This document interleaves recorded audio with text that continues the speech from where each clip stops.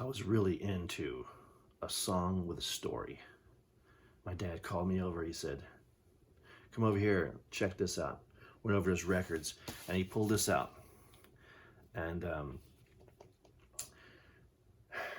he knew that I would be into this. Percy Sledge's "Take Time to Know Her," the title track on here. He played me this song. This song, the story of this song is great. You're gonna love it. I was hooked. Played it over and over again. He just gave me his copy of this. There's also a great version of Spooky on here. In 1995, I was fortunate enough to join one of my favorite local bands. And when that happens, there's a lot of intermingling of friends, your friends, their friends, and it was a wonderful time to get to know all these people. And Alan, singer, and I were at my place one night, and he was confessing his love for REM, and he was talking about this interview he read in a magazine, Peter Buck, and how Peter Buck was a huge Butthole Surfers fan, which I kind of found hard to believe. He said, Alan told me that Peter Buck said in this interview that he was a proud owner of a Butthole Surfers bootleg where they covered The One I Love. Alan looked at me and he said, "Man, I would love to have that." And I said, "Well, I'm not going to give you my copy, but you want to hear it?"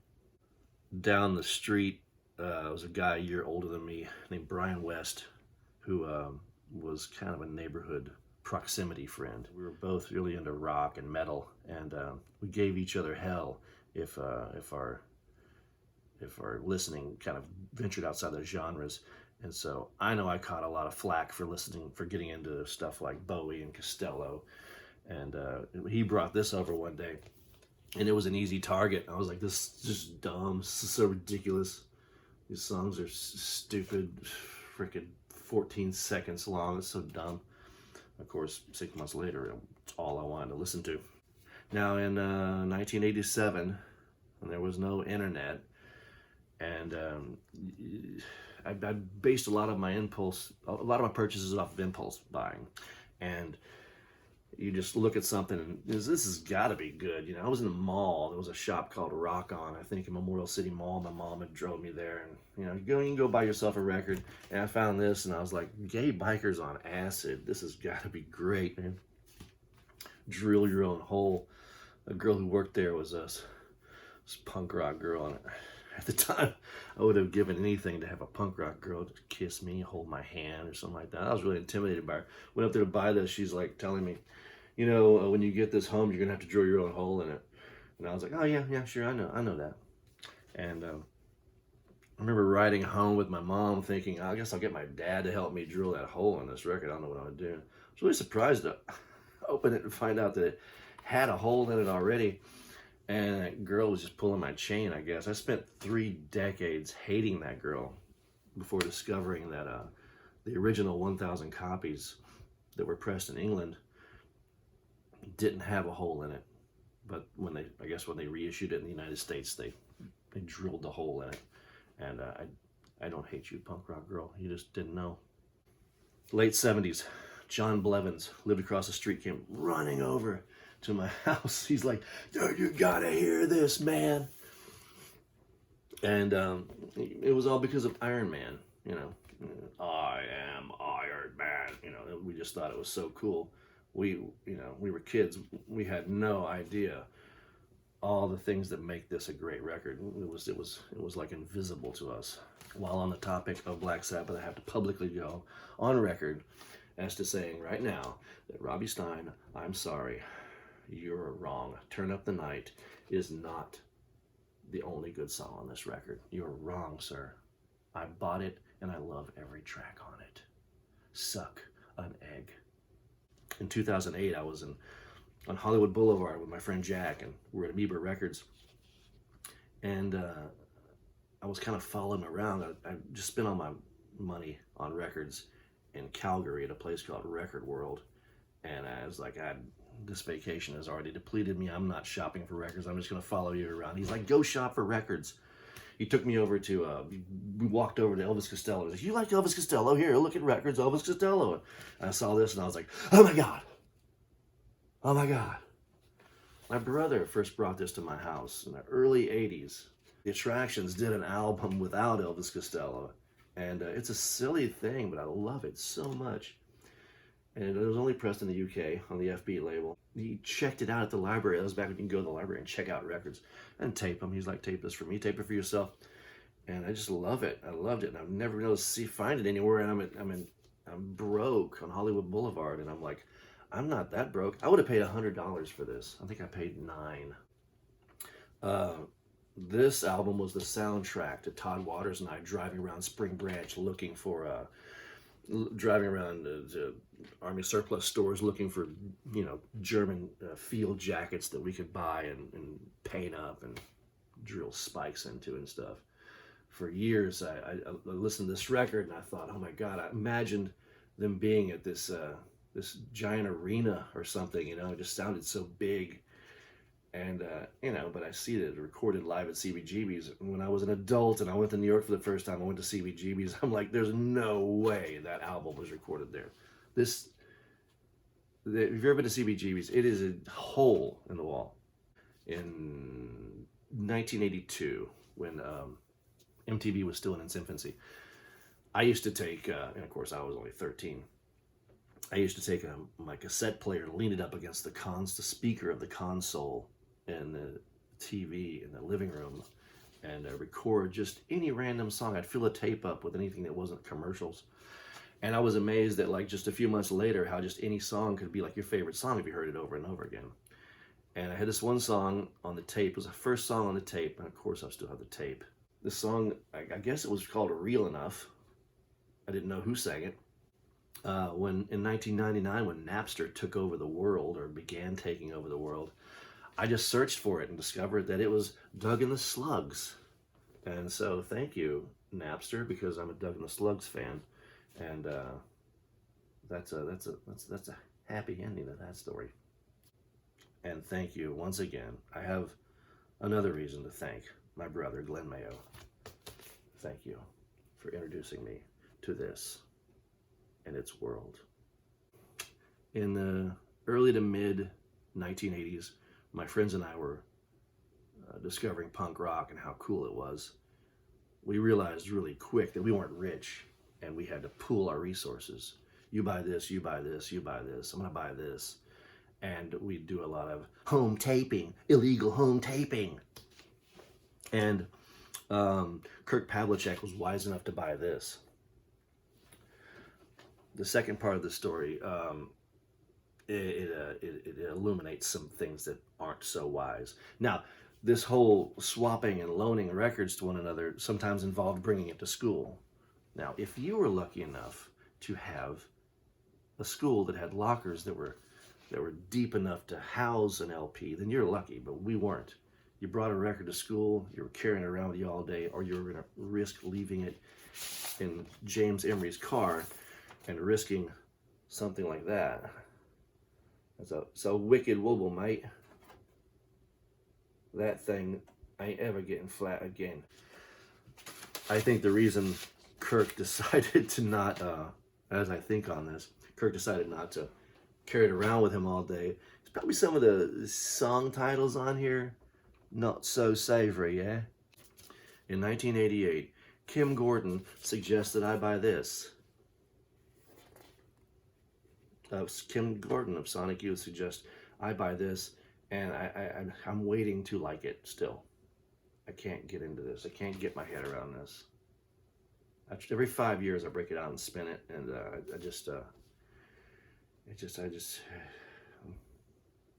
not yet.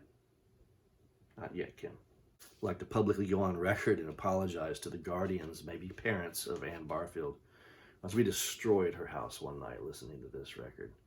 We just wrecked it.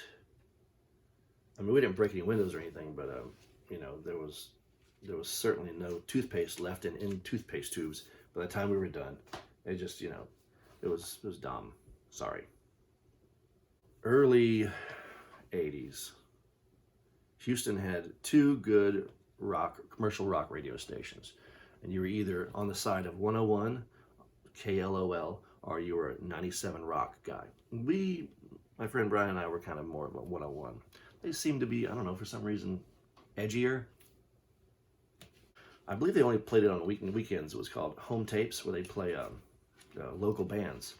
And I was spending the night at his place, and I was recording us talking, and then the radio back and forth. And they played a song called "Beep Beep" by the Dishes, and it's a silly song, and I always loved it. And like a year later, my brother and his friend Don, my friend Don, Glenn and Don, these two random guys took me to see Cheap Trick at Astroworld, and the Dishes were playing a small stage on the other side of the park, and I saw Beep Beep live, and my brother and Don, they talked to Jimmy Raycraft and the guys in the band. I was like starstruck. It was a great memory. I believe it was 1990. The band I was playing bass in at the time, Spunk, played a show at the Axiom opening up for these guys, Junk Monkeys, Detroit area band. They were fantastic. The manager, their road manager, wanted to swap shirts with us, and I still have the Junk Monkeys t-shirt. They were on the 5 Star Fling. They were on the tour at the time for this album. They got signed to Metal Blade, and this is the pressed in England. This is a European pressing. It only came out. It only got pressed on vinyl in England. So I ordered this from somebody to shop in Germany. I love this. Sounds so much better than the CD that I bought in cutouts years later after we saw them. It's a wonderful show. There's a great cover to a quick one, While He's Away by The Who on here. I don't know if you're brave enough to claim Fresh as your favorite Sly and the Family Stone album, but I am. Granted, Stand is a mean second, but Fresh always had a great slinky sound. I love it. Besides, at this point, Sly had switched from Coke to Pep, and he's a connoisseur. My dear, dear, dear old friend, who I've known for 1,013 years, Kurt Schillenbaugh, sent me a copy of this. He had seen my other video where I'm blabbing about records, and he said, "Hey, own this," and so I do. And I wanted it anyway because it's his band, but I was so happy to discover how good it is. Elements of the Tubes, Beefheart, Bob Dylan, sensational Alex Harvey band if you're into that. Great big guitar, great songwriting. I love this record. I really genuinely do. Thank you, Kurt, if you're ever in a position to see this video. Thank you. While on the topic of contemporary things, this is probably a few years old now, but nobody's talking about this band Memory Map. And this is a fantastic record. This is what power pop was supposed to be when XTC was knocking out of the park. And if you're a drummer, you got to hear this. The drums are amazing. This guy, I want to shake his hand, but I never got a chance to see them. Not yet. I will see them. In 1999, Alan Craig said, "Hey, get off your ass. We're going to go see a band. You got to see these guys." And we went to the engine room and saw this band, Fu Manchu. And I was really into photography then, so I had all my gear and I shot a lot of photos. I said, "Hey, where do I send you shots?" And he gave me his address, and I sent a whole bunch of photographs to him. And it took 19 years before he got back to me. They reissued this album on a triple 10-inch format, and I'm privileged enough to have been in a position to sell the only photography I'm really, really proud of. The only time I ever really sold any of my shots. But so they used some of my photography. I'm not going to bore you with which ones, but I got the byline. Wait, did I dream all this? No, there I am. Yeah, that's me. In the early 90s when Spunk was playing Pick and Pack and Show Bar and all those great venues, one of the bands that used to love to open for us and put us to shame was a band called Macho Muchachos, and they were fronted at the time by this guy, Sean David McMillan. And I loved Macho Muchachos. They were great kids. They were like high school kids from Lake Jackson. They drive in, and we'd promise them money, and then they'd get stiffed, and they were just happy to be playing, and all these horrible things would happen. They were just always had a smile, and they'd always outdo us by getting completely naked, and none of us had the nerve to do that. Now Sean, I've discovered that he's doing this hillbilly psychedelic folk music kind of thing. I don't know. This is great. I don't want to even admit how many Sean David McMillan records I own and what I've paid for them online, but because he'll think that I'm just stalking him, call the cops or something. My sister, when I was a wee bit of a early teen, my sister Cheryl married this guy, Jerry Price, and they were married for just a couple of years, and he fancied himself a DJ, so he stuck all these stickers on his record collection that he gave me after they got divorced. I love this record. Now, this is my first copy, the one that he gave me, and he destroyed it. He had this aerosol alcohol thing that you'd spray on the record every single time, and you'd wipe it off with a cloth. And this record sounds like it was shot out of a cannon or something. But it's no worries, mate, because I've got myself some other pressings since then, because I love it so much. A fantastic record. It is not Christmas in my house until this is being played. When did this come out? 74? 1974? You can tell I'm losing my eyes because I do this now. I'm finally doing this. 51 years old, and I was finally starting to do this thing. Like I have bifocals on that nobody can see. I think 74. I'm not going to pull it out and look. 73? 75? Oh my word, my eyes. Let's say mid-70s. My parents bought this when it first came out. So this is like the best memories of Christmas are in the grooves of this record. This is one of many copies that I have. They reissued it a few years ago on blue vinyl, and my nephew Dexter Jones bought it for me. I love this. This is a desert island record, which is kind of weird because it's never Christmas on a desert island. Idiot. Now, where is a young boy to go when he's exhausted all the Rush records that are currently out, up to like Signals, probably around Signals, and he's really into that first Asia record, and that was cool and all, but this is the only place you can go. This is the only place left over to go. Saga Worlds Apart, Canada's own. This is a great record.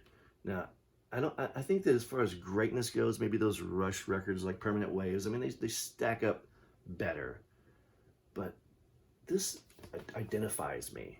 I'm happy to say that I play this more probably nowadays. One of my favorite memories of doing radio at KPFT with Carlos Lama and all those wonderful 5 years of doing that radio show. My favorite memory probably happened in 2009. We were doing Fun Drive, and Jeffrey Thames called me and he said, "Hey, I want to come help out, but I want you to bring your Cal Seals, Captain Sad and his Ship of Fools record." I'm like, "Why? It's not our format. We don't play that." Berate maybe the listener into calling and pledging. I have no idea why. So I brought my record this as a kid, and we were both commiserated on how much we love this. And as a kid, I listened to this record, and he scared me. This side scared me, gave me nightmares. All these masks, and he's sad. Over here, though, he's happy, and the masks aren't on. This was nightmare fuel for me as a child. But I digress. I bring the record to the radio station. He's like, "You bring your Captain Sad and his Ship of Fools?" I'm like, "Yeah, here it is." And I got it out, and he said, "Okay, here, I'll trade you." And he gives me this copy. And it's autographed by the 3 surviving members, Phil, Bob, and Susan. To Darren, to me. It's signed to me.